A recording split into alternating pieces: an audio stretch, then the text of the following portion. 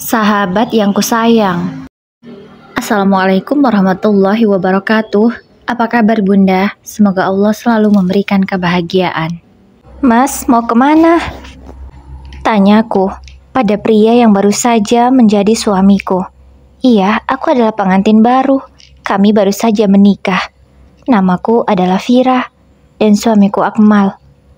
Di malam pertama kami, suamiku malah terlihat bersiap-siap akan pergi. Mau kemana dia? Batinku dalam hati. Tapi pertanyaanku tidak dijawab oleh Mas Akmal. Dia masih terus saja bersiap. Suamiku itu sudah selesai mengganti baju pengantinnya dengan baju biasa. Kukira dia akan beristirahat dan melaksanakan malam pertama kami. Tapi suamiku malah terlihat membawa ponsel dan juga kunci mobilnya. Mau kemana kamu, Mas? Tanyaku lagi pada Mas Akmal. Namun suamiku itu masih saja diam. Dia belum menjawab pertanyaanku. Aku ada urusan penting. Aku tinggal dulu. Ucapnya kemudian langsung keluar dari kamar hotel yang kami sewa. Sebentar apa lama, Mas? Tanyaku lagi. Namun suamiku terus saja melangkahkan kakinya dengan cepat. Hingga tak terlihat lagi dia di lorong hotel. Mau kemana kamu, Mas? Kenapa malam pertama kamu malah pergi? Aku bicara dengan lesu, kemudian dengan lemas aku masuk lagi ke dalam kamar hotelku. Kurebahkan tubuhku di atas kasur. Kasur yang sudah dihias dengan indah. Kini hanyalah tinggal aku sendiri. Kasur ini pun terasa sangat dingin sekali. Bunga mawar yang disusun dengan cantiknya terasa tidak berarti apa-apa. Dekorasi indah ini seperti tidak berkesan bagiku.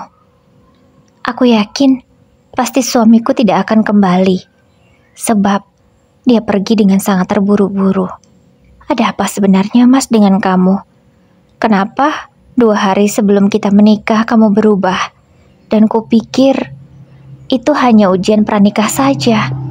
Tapi kenapa setelah kita ijab kabul, kamu masih tetap sama? Masih cuek dan acuh. Aku bicara seorang diri, dan kini air mataku sudah luruh. Benar-benar sangat sakit sekali. Di malam pengantinku, aku malah ditinggal pergi oleh suamiku. Aku masih berharap suamiku itu kembali. Tapi sampai jam 12 malam, dia juga belum pulang. Aku menjadi khawatir. Tapi aku harus mencari dia kemana, aku tidak tahu. Ponselnya juga tidak aktif. Padahal malam pengantin di hotel ini adalah impian kami. Tapi sekarang semuanya sia-sia. Tidak ada artinya. Mas Akmal yang aku kenal selama 4 tahun ini adalah orang yang baik dan romantis. Tapi entah mengapa, setelah menikah dia malah seperti ini. Tidak, aku tidak dijodohkan oleh Mas Akmal. Aku dan dia bahkan sudah berpacaran selama 4 tahun. Menurutku, aku sudah mengenal betul siapa dia. Makanya, aku yakin sekali untuk menikah dengannya. Namun tak kusangka, bukannya bahagia setelah menikah, malah aku menangis. Padahal, baru beberapa jam lalu aku dan dia sah menjadi pasangan suami istri. Seharusnya kami sekarang lagi bahagia-bahagianya.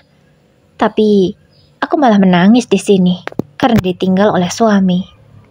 Karena sudah tidak kuat lagi mata ini menahan kantuk, aku pun tertidur hingga kebesokan pagi.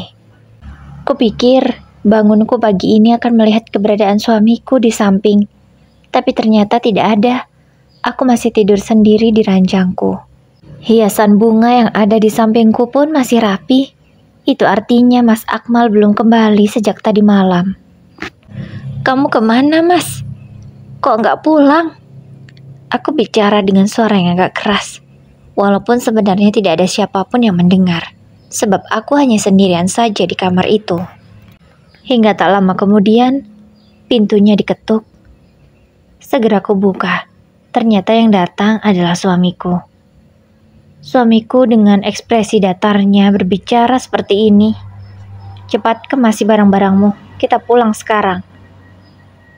Aku terkejut dengan ucapan Mas Akmal. Kenapa dia mengajakku pulang secepat ini? Padahal rencananya kami masih 2 malam lagi menginap di sini. Aku pun tidak mau mengemasi barang-barangku begitu saja. Aku langsung bertanya apa alasannya. Kenapa Mas kita buru-buru pulang? Kan masih 2 malam lagi seharusnya. Tanyaku pada Mas Akmal.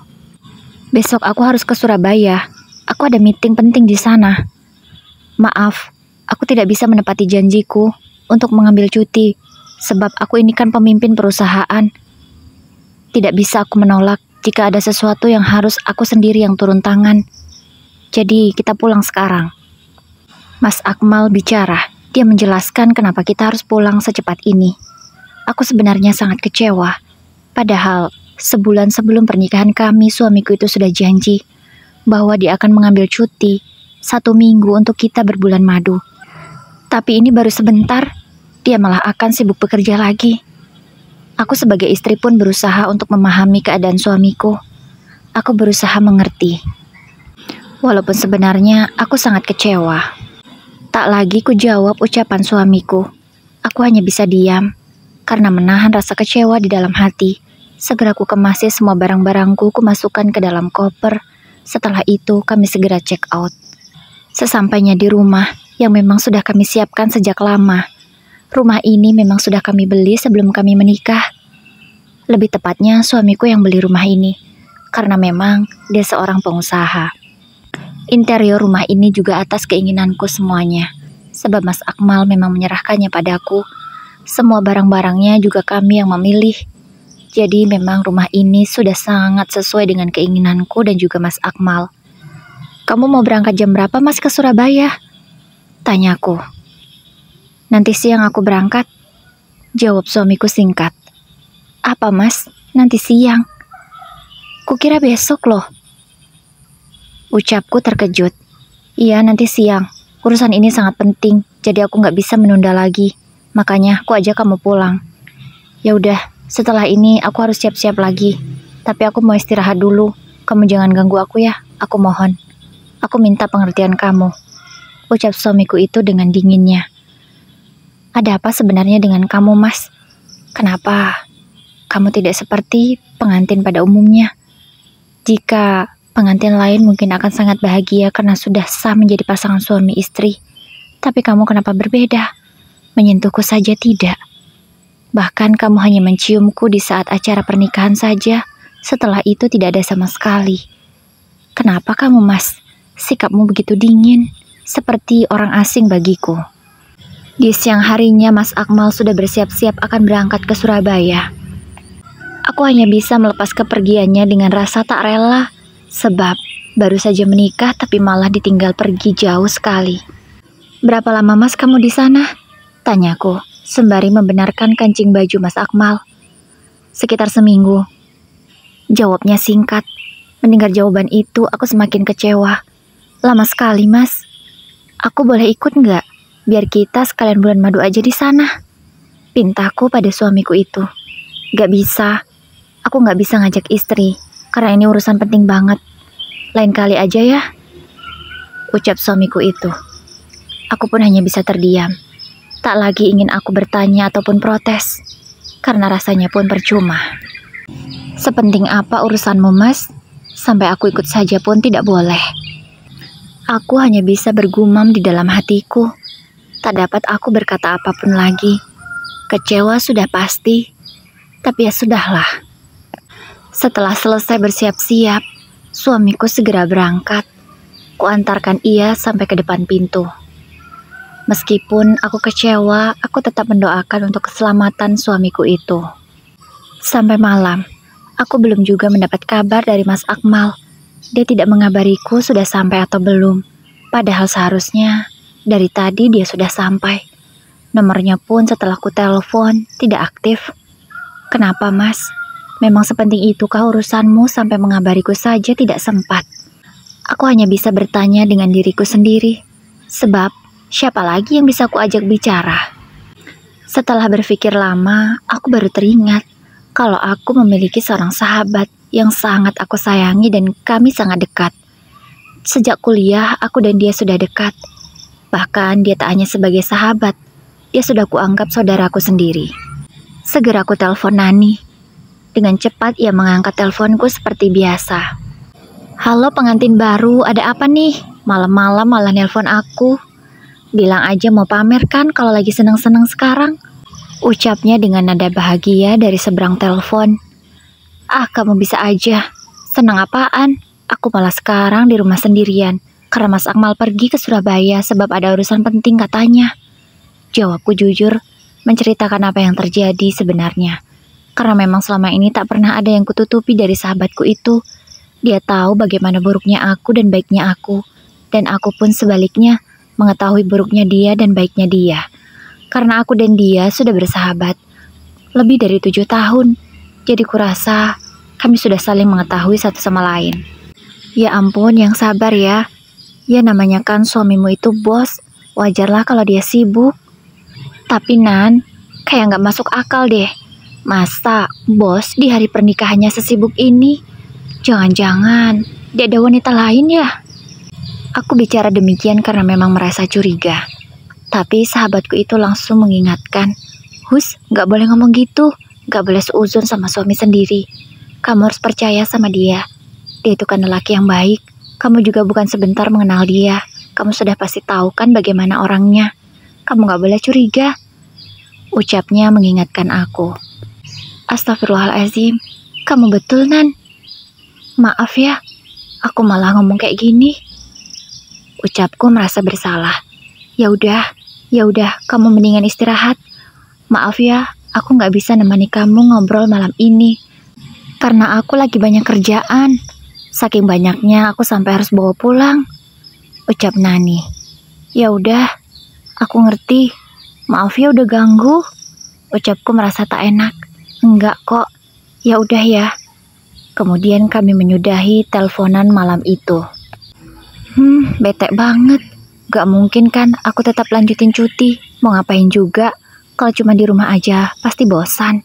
Gak mungkin juga aku mau pergi liburan sendiri. Kayak orang gila nanti di sana.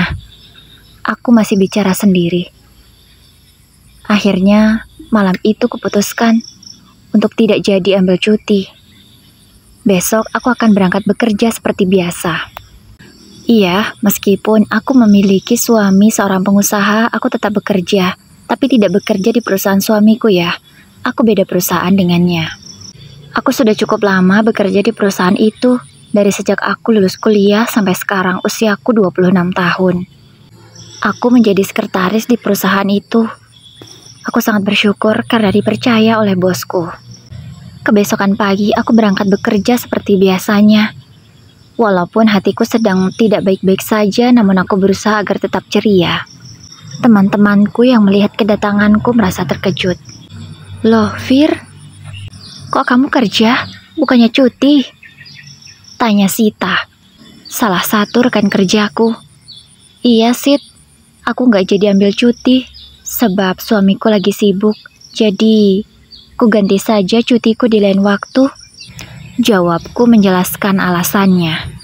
Ya ampun, ini nih istri bos. Punya suami yang super sibuk.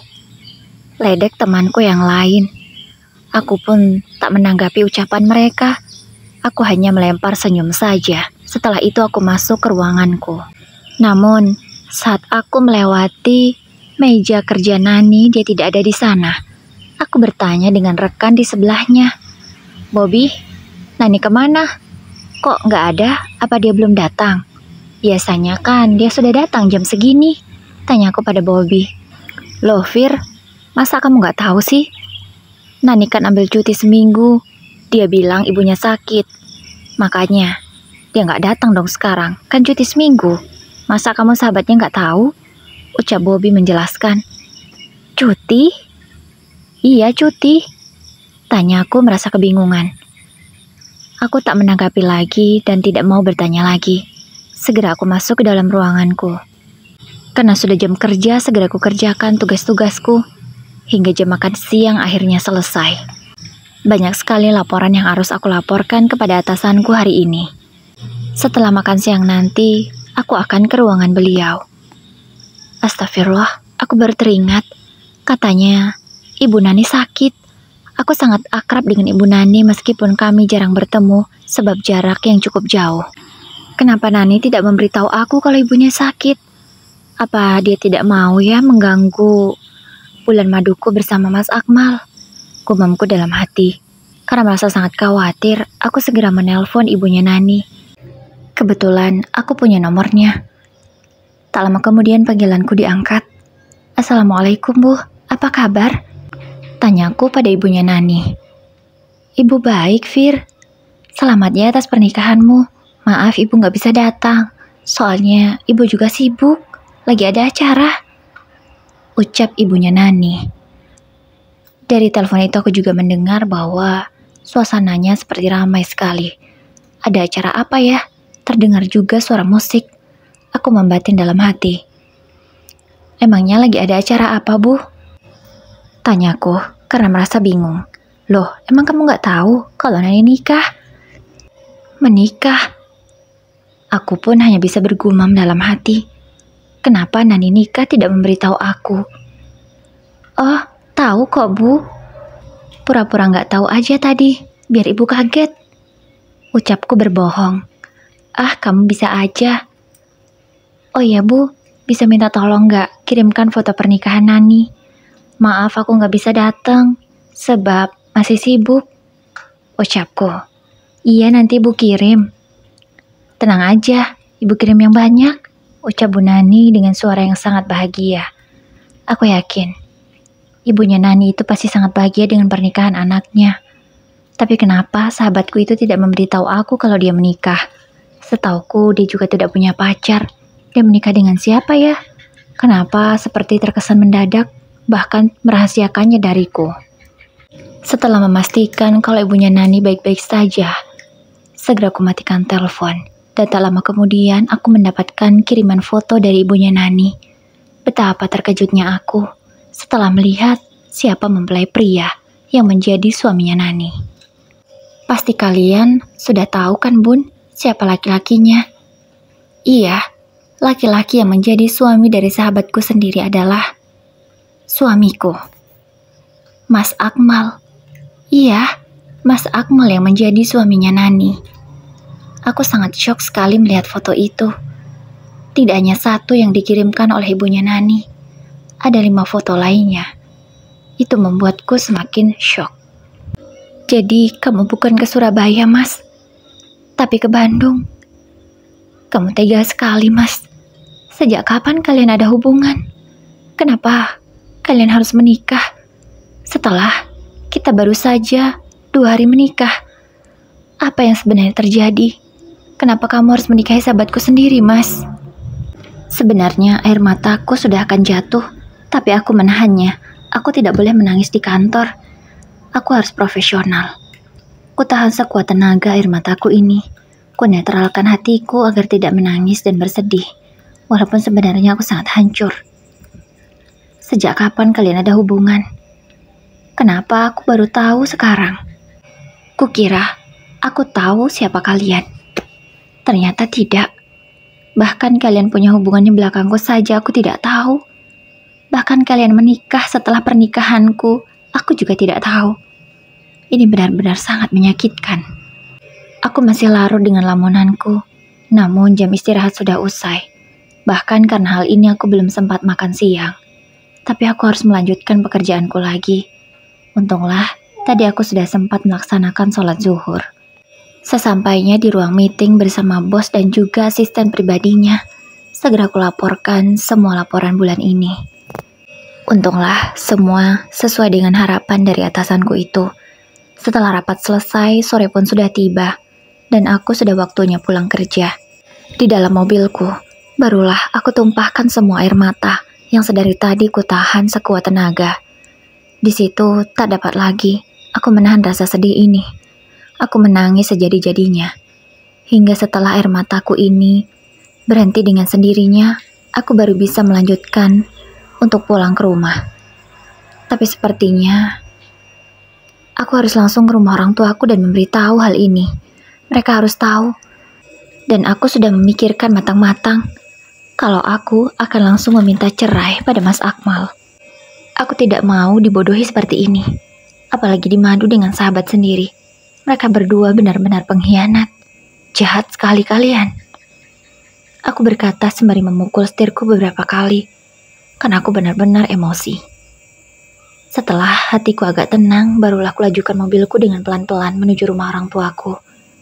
Aku tidak ingin ceroboh. Aku masih ingin hidup. Aku tidak mau hanya gara-gara lelaki aku jadi terpuruk dan membahayakan diriku sendiri. Sesampainya di rumah orang tuaku, segera aku ketuk pintu dan mengucapkan salam. Tak lama kemudian, ibuku sudah membuka pintu. Segera aku masuk dan memeluk ibuku dengan sangat erat.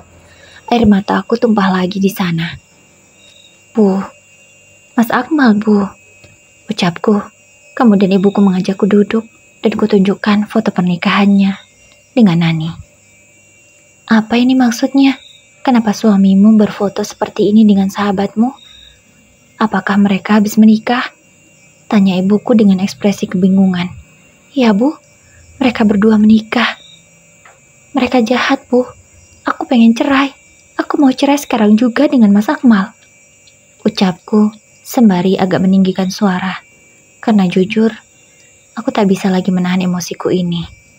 Tak lama kemudian ayahku keluar dari kamar. Mungkin beliau baru sadar kalau aku yang datang. "Ada apa ini?" tanya ayahku. "Ya, aku mau cerai. Aku gak mau dipoligami. Apalagi dengan sahabatku sendiri. Dengan cara seperti ini pula," ucapku menjelaskan apa masalahnya. "Kamu apa-apaan sih?" Melihat respon ayahku yang seperti tidak setuju, aku segera menunjukkan foto pernikahan suamiku dengan Nani. "Jangan, kalian itu baru menikah. Kamu bisa bicarakan ini baik-baik dengan suamimu. Jangan langsung ambil keputusan. Kamu harus pikirkan nama baik keluarga. Jangan egois," ucap ayahku. Mendengar jawaban dari ayahku, aku benar-benar kecewa. Sakit hatiku tidak dianggap oleh mereka. Bahkan orang tuaku sendiri lebih mementingkan nama baik daripada perasaanku. Tapi ya, Vira hancur, Vira sakit. Kenapa ayah malah memikirkan nama baik keluarga, tidak memikirkan putrinya ini? Tanyaku, sembari menggenggam erat tangan ayahku itu. Tapi sepertinya beliau tidak bergeming dan tidak peduli dengan perasaanku. "Pokoknya kamu jangan cerai dengan Akmal. Titik," ucap ayahku dengan tegas, kemudian beliau pergi. Kini aku menoleh ke arah ibu.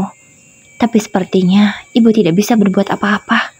Dia hanya mengelus pundakku beberapa kali, lalu ikut meninggalkanku.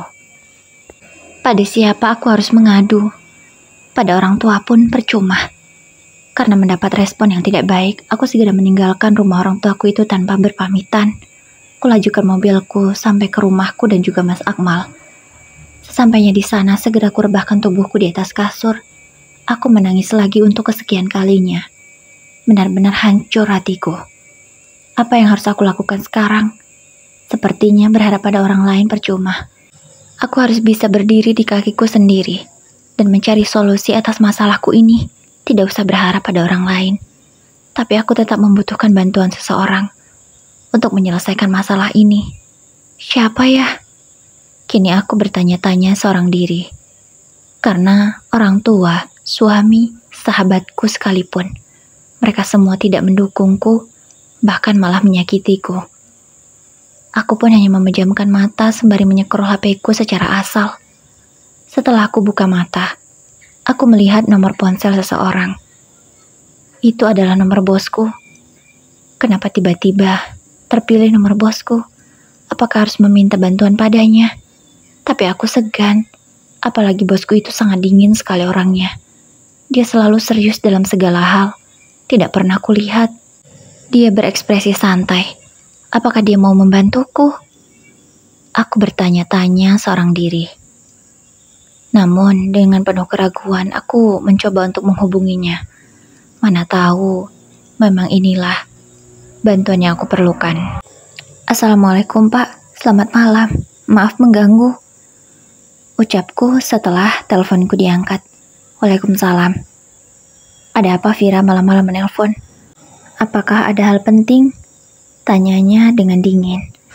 "Ada Pak, tapi masalah pribadi. Saya minta maaf sudah mengganggu malam-malam," jawabku. Kemudian bosku itu mempersilahkan aku untuk menceritakan apa masalahnya. Ku ceritakan apa yang terjadi. Beliau pun sangat terkejut dengan hal ini. Kok bisa sahabatmu menikah dengan suamimu sendiri? Kamu memangnya nggak tahu kalau mereka ada hubungan selama ini? Tanya bosku itu lagi untuk memastikan. Aku nggak tahu, Pak. Selama ini kami ya berteman baik. Aku tidak pernah curiga dengan mereka, karena ya ketika bertemu mereka biasa saja. Jawabku menjelaskan apa yang terjadi selama ini, karena memang itulah kenyataannya. Kamu berarti benar-benar polos, Vira. Masa sahabat dengan suamimu ada hubungan kamu tidak tahu? Bodoh sekali kamu. Ucap bosku itu malah membodoh-bodohkan aku. Aku sebenarnya agak kesal, tapi ya memang aku bodoh sih. Masa hal seperti ini aku tidak bisa membacanya. Baik Vira, kamu serahkan masalah ini padaku, kamu terima beres. Tapi sekarang kamu maunya apa? Tanya bosku itu lagi. Saya mau cerai, Pak. Saya nggak mau melanjutkan pernikahan ini. Saya nggak mau. Ucapku kini malah sudah mulai menangis lagi. Jangan nangis, kamu nggak boleh lemah. Kamu harus kuat. Kamu harus buktikan bahwa kamu bukan wanita lemah. Kamu harus buktikan pada mereka kalau kamu tidak bisa disakiti dengan mudah. Kamu jangan nangis ya. Apalagi di depan kedua orang itu.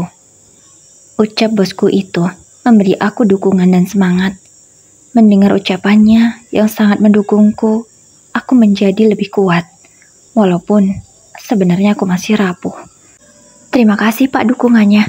Baik, saya juga tidak tahu sebenarnya mau cerita sama siapa lagi. Sebab orang tua tidak mendukung keputusan saya. Hanya Bapak yang bisa saya mintai tolong. Ya, saya mengerti. Sudah tenang saja. Kamu serahkan semuanya sama saya. Kamu terima beres.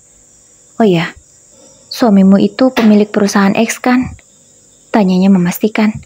Iya Pak, itu perusahaan suami saya. Bagus. Ya sudah, kamu istirahat saja. Jangan menangis lagi. Ucapnya kemudian menyudahi panggilan kami malam ini. Apa yang akan dilakukan bosku? Kenapa dia terlihat sangat yakin sekali? Tapi ya terserahlah dia mau ngapain. Yang jelas, aku mau rasa sakit hatiku ini terbalas. Aku juga sudah tahu kapan Mas Akmal akan kembali ke kota ini. Aku minta informasi dari ibunya Nani. Aku juga meminta pada beliau agar tidak memberitahu kepada Nani dan juga Akmal. Karena aku beralasan ingin memberi mereka kejutan. Iya, memang kejutan juga sih. Karena aku sudah tahu hubungan di antara mereka. Hari ini, hari ketiga pernikahanku. Mas Akmal dan Nani sudah kembali ke kota ini. Aku segera ke kontrakan Nani untuk memastikannya. Tak lama kemudian, suami dan juga sahabatku itu sudah datang. Mas Akmal terlihat sangat bahagia sekali. Bahkan, dia sangat memanjakan Nani. Mau turun dari mobil saja pintunya dibukakan. Bahkan tangannya langsung digandeng. Ya layaknya seperti pasangan ala-ala Korea. Sangat romantis sekali. Hal ini sangat berbeda perlakuan Mas Akmal denganku. Dia begitu cuek dan dingin. Tapi dengan Nani, dia sangat mesra sekali. Dan aku lebih terkejutnya lagi.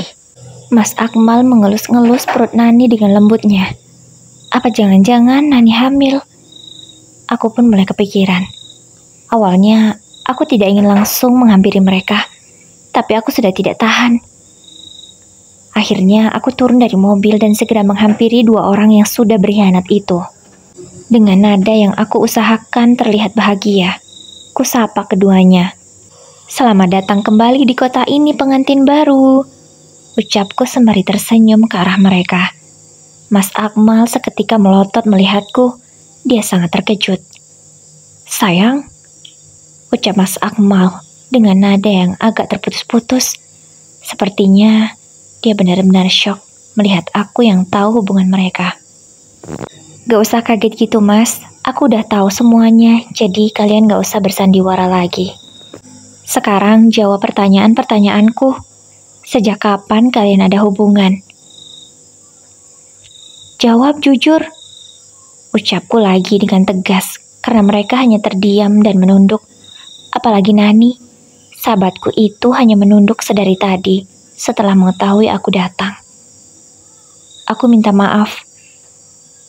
Aku dan Nani hilaf. Aku sudah menghamilinya. Makanya aku harus bertanggung jawab atas anak yang dia kandung. Jadi aku menikahinya. Setelah aku menikahimu.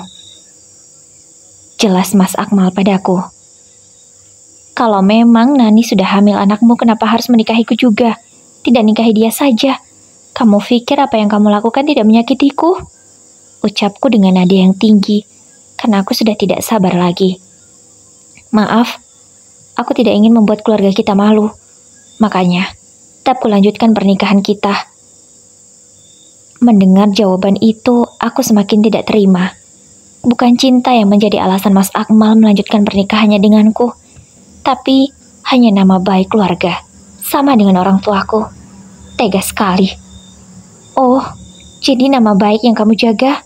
Baiklah, akan kubuat nama baikmu sehancur-hancurnya karena kamu sudah menyakitiku. Aku tidak terima ini, Mas. Aku tidak terima. Bisa-bisanya, orang yang paling aku percaya malah mengkhianatiku. Seperti ini. Ucapku sudah terbata-bata, karena sepertinya air mataku akan jatuh lagi. Tapi aku berusaha untuk menahannya. Aku tidak ingin terlihat lemah di depan mereka. Maaf, Firah. Maaf. Tapi aku harus bertanggung jawab terhadap anak yang dikandung oleh Nani. Kamu harus mengerti itu. Tolonglah mengerti keadaanku. Ucap suamiku itu tanpa tahu malu. Kecewa sekali. Keputusanku sudah bulat, Mas. Tidak bisa diganggu-gugat. Siap-siap saja kamu menerima surat perceraian dari pengadilan. Ucapku kemudian pergi meninggalkan mereka. Aku sudah tidak tahan lagi berada di sana. Hatiku benar-benar tidak sekuat itu. Di dalam mobil aku pun langsung menangis. Tapi aku berusaha menahan suara tangisanku ini. Sekarang tujuanku adalah ke rumah bosku. Aku ingin menceritakan hal ini padanya. Karena memang dialah yang berjanji akan membantuku. Sesampai di rumah bosku segera kuceritakan semuanya. Lagi-lagi bosku itu meyakinkan bahwa serahkan saja semua padanya dan beres. Setelah merasa tenang dan mendapatkan tempat curhat yang tepat, aku segera pulang. Kutenangkan diriku di rumah itu, meskipun sebenarnya rumah ini menjadi saksi bisu betapa sakitnya aku menangis setiap hari setelah aku menjadi istri dari Akmal. Malam harinya, aku kedatangan tamu yang tak kuundang. Suamiku pulang bersama istri mudanya, bersama maduku. Dan mereka datang dengan membawa koper besar. Itu artinya, pasti Mas Akmal akan mengajak istri mudanya itu tinggal di rumah ini. Benar-benar sangat keterlaluan. Tidak punya perasaan. Sudah menyakitiku, malah istri mudanya akan diajak tinggal di sini juga. Jahat sekali. Karena tidak terima, aku langsung mengemasi barang-barangku dan ingin pergi. Meskipun aku tidak tahu mau pergi kemana. Karena kalau pulang ke rumah orang tua aku, pasti mereka tidak mau menerimaku. Sebab aku ingin bercerai saja, mereka tidak setuju. Akhirnya aku putuskan untuk menginap di hotel sementara waktu. Sampai aku mendapatkan tempat yang pas untuk tempat tinggalku. Mas Akmal sebenarnya mencegahku untuk pergi, tapi aku tidak peduli. Kebesokan paginya, setelah hatiku agak baik, aku segera ke pengadilan sesuai instruksi bosku. Iya, aku melakukan apa yang ia instruksikan. Karena katanya, jika aku menurut padanya, maka rencana balas dendamku akan berjalan dengan lancar. Aku tidak menyangka, ternyata gugatanku langsung dikabulkan. Dan perceraianku ini akan segera disidang. Karena memang alasanku sangat kuat. Dan bukti yang kukirimkan juga sangat mendukung. Oh ya, saat aku bertemu dengan Mas Akmal hari itu, saat dia baru pulang dari Bandung bersama istri mudanya, juga kurekam semuanya. Makanya aku memiliki bukti suara. Bukti itu juga akan menjadi semakin penguat untuk aku bercerai. Akhirnya aku tinggal menunggu hasilnya. Oh ya, seminggu aku sudah menginap di hotel. Aku tidak kembali ke rumah suamiku. Dia juga tidak mencariku, menelponku juga tidak. Itu artinya, aku tidak lagi berharga baginya. Mungkin saja cintanya untukku juga sudah hilang, karena sudah digantikan oleh Nani. Baguslah, lebih baik seperti ini. Walaupun aku masih mencintainya, tapi tidak ingin lagi aku bersama dengan dia. Cukup. Seminggu setelahnya, aku mendapatkan telepon dari bosku. Dia berkata, kalau perusahaan suamiku akan terancam bangkrut, sebab tidak akan ada lagi investor yang mau bekerja sama. Karena entah apa yang dia lakukan, sehingga semua investor yang sudah menanamkan modal, menarik semua modal yang mereka tanamkan di perusahaan suamiku. Aku tidak mengerti kuasa apa yang ia miliki, sehingga bisa melakukan hal seperti itu dengan secepat kilat. Aku pun sampai geleng-geleng kepala karena saking takjubnya. Sebenarnya agak kasihan, tapi aku senang juga, puas hatiku. Aku bukannya jahat, tapi aku hanya ingin keadilan. Aku hanya bisa tersenyum mendapatkan kabar itu. Rasanya di hatiku ini sedikit lega. Namun sidang perceraianku belum tuntas. Kalau itu belum selesai, masih ada sesuatu yang mengganjal, belum plong rasanya. Hingga aku jalani hidupku seperti biasa, tanpa diperdulikan oleh orang-orang yang aku percaya selama ini, termasuk orang tuaku. Bahkan mereka juga tidak tahu kalau aku sudah mengajukan gugatan cerai. Aku memilih diam, dan akan memberitahu mereka setelah semuanya selesai. Sebulan setelah itu, akhirnya sidang perceraianku diputuskan dan aku resmi menjadi seorang janda. Kali ini aku benar-benar lega. Dan perusahaan mantan suamiku, milik Akmal, benar-benar bangkrut. Tidak ada lagi investor yang mau menanam modal di sana. Dia sudah gulung tikar. Bahkan, ku dengar dari bosku sendiri kalau perusahaan itu sudah dijual. Dan kalian tahu siapa yang membelinya? Iya, bosku yang membeli perusahaan itu. Bosku benar-benar cerdas. Aku pun sangat kagum sekali. Waktu demi waktu berlalu, aku sudah berani memberitahu orang tuaku bahwa aku bercerai. Mereka awalnya kecewa dan marah besar padaku. Dan tentu semua keluarga besar juga mengatakan hal yang sama, mereka kecewa. Tapi aku tidak peduli. Untunglah, selama menikah aku belum disentuh oleh suamiku itu. Meskipun aku dan dia sudah lama berpacaran, tapi aku menjaga harga diriku. Aku tidak mau disentuh olehnya. Kami berpacaran hanya sebatas sentuhan tangan saja. Karena aku memang takut sekali akan dosa. Pacaran saja sudah mengandung dosa. Makanya, aku menjaga betul harga diriku. Mungkin Allah ingin memberi pelajaran yang sangat berharga untukku. Bagaimana aku menjaga diri dengan baik, pasti akan mendapatkan hasil yang baik juga. Untunglah, aku belum disentuh oleh suamiku itu. Sehingga, aku masih suci. Bulan demi bulan berlalu, ku jalani hidupku semakin normal. Sedikit demi sedikit, aku sudah bisa melupakan masa laluku yang sangat pahit itu. Usia pernikahan yang hanya 1 bulan saja, itu pun sudah termasuk proses perceraian. Akan menjadi pelajaran yang sangat berharga di hidupku. Tapi kini aku malu untuk mengakuinya. Aku sekarang malah dekat dengan bosku. Iya, bosku itu seorang bujang, belum pernah menikah. Memang sih usianya sudah 30 tahun, tapi dia sangat berwibawa sekali orangnya. Aku awalnya tidak tertarik, tapi melihat perjuangannya selama ini membantuku, aku malah jadi suka. Dia juga sangat perhatian sekali, walaupun dia kaku sekali orangnya. Tapi, entahlah, yang jelas aku sudah mulai jatuh cinta dengannya. Dan hubungan kami kini semakin dekat. Tapi untuk memulai rumah tangga aku masih agak takut. Walaupun dia selalu meyakinkan bahwa dia tidak sama dengan mantan suamiku. Hingga tak terasa, sudah 1 tahun lebih kami dekat. Dia bahkan ingin melamarku. Awalnya aku ragu, tapi dia terus saja meyakinkan. Hingga akhirnya, hatiku ini luluh juga. Tibalah hari lamaran yang ditentukan. Orang tuaku awalnya tidak setuju. Karena mereka menganggap bahwa rumah tanggaku akan sama saja dan hanya akan membuat mereka malu. Mereka tidak lagi percaya denganku.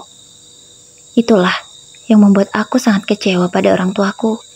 Tapi lagi-lagi, bosku itu yang sekarang akan menjadi calon suamiku, meyakinkan kedua orang tuaku dengan sangat hebatnya. Hingga akhirnya, orang tuaku merestui hubungan kami. Dan kami resmi lamaran.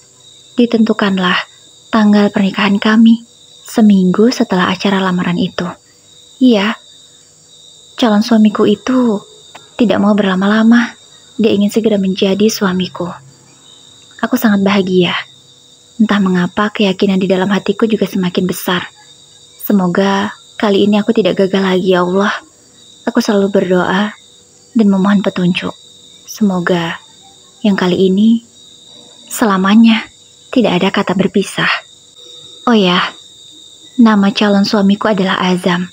Dia lelaki yang baik, meskipun sikapnya sangat dingin, tapi sebenarnya dia sangat perhatian. Itulah yang membuatku nyaman dekat dengan dia. Azam juga seorang pengusaha sukses, apalagi cabang perusahaannya juga sudah ada di mana-mana. Tidak diragukan lagi kepemimpinannya. Di perusahaan saja dia sangat hebat sekali.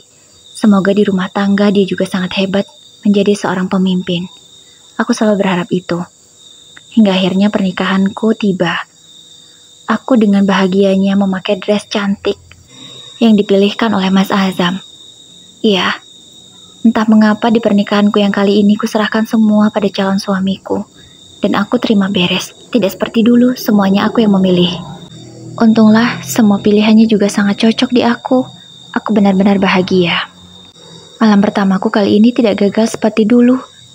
Aku benar-benar menikmati dan sangat bahagia dengan malam pertamaku. Dia memperlakukanku dengan sangat baik dan romantis. Benar-benar sesuai harapanku selama ini. Tidak usah aku jelaskan lagi bagaimana bahagianya rumah tanggaku dengan Azam. Hanya satu kata, bahagia.